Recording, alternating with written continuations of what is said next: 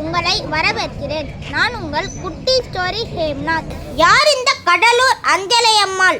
சிங்கப்பெண்ணே என்ற பாடலுக்கு பொருத்தமானவர் கடலூர் அஞ்சலையம்மாள் அவர்கள். சுதந்திர போராட்ட வீராங்கனையான இவருடைய வரலாறு தமிழ்நாட்டில் அவ்வளவாக அறியப்படவில்லை. கடலூரில் 1890ஆம் ஆண்டு வசதியான குடும்பத்தில் பிறந்த அஞ்சலை அம்மாள் அவர்கள் சுமார் 40 ஆண்டுகள் சுதந்திர போராட்டங்களில் ஈடுபட்டவர். இவருடைய ஆற்றலை கண்ட மகாகவி பாரதியார் அவர்கள் நேரடியாக அவரது வீட்டிற்கே வந்து பாராட்டியுள்ளார்.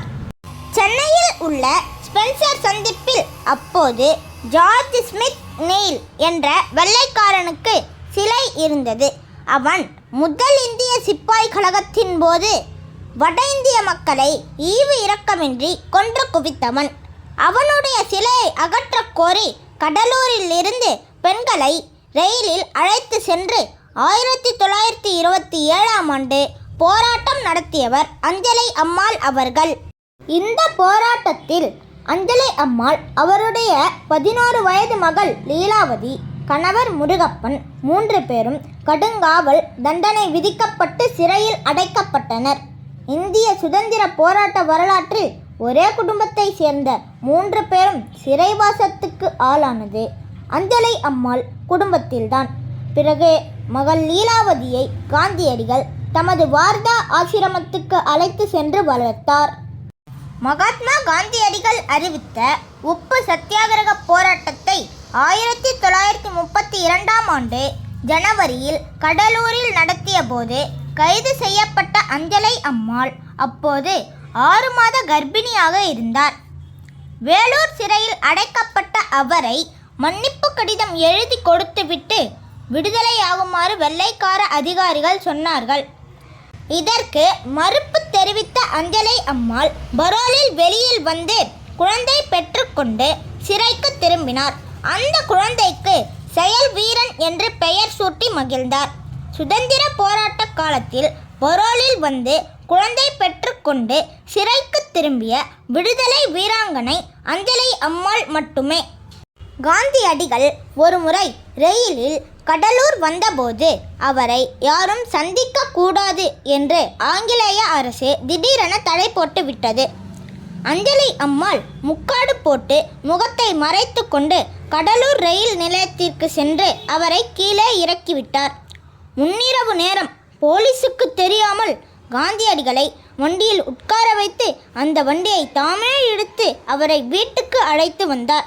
இவரின் துணிச்சலை கண்டு வியந்து போன காந்தியடிகள் அஞ்சலை அம்மாளுக்கு தென்னாட்டு ஜான்சிராணி என்று தமது வாயால் புகழாரம் சூட்டினார்.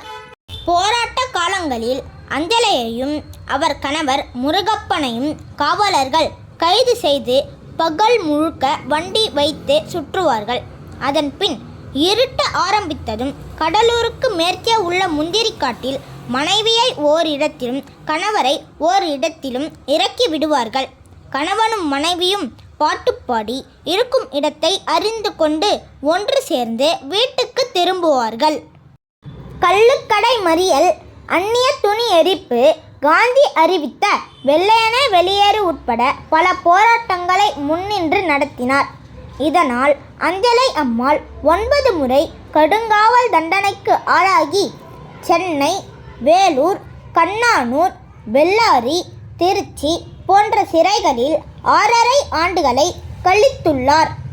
இவர் வெள்ளைக்கார ஆட்சியின் போது 1936 மற்றும் 1946இல் நடைபெற்ற சட்டசபை தேர்தலில் கடலூர் தொகுதியில் போட்டியிட்டு எம்எல்ஏவாக தேர்ந்தெடுக்கப்பட்டார்.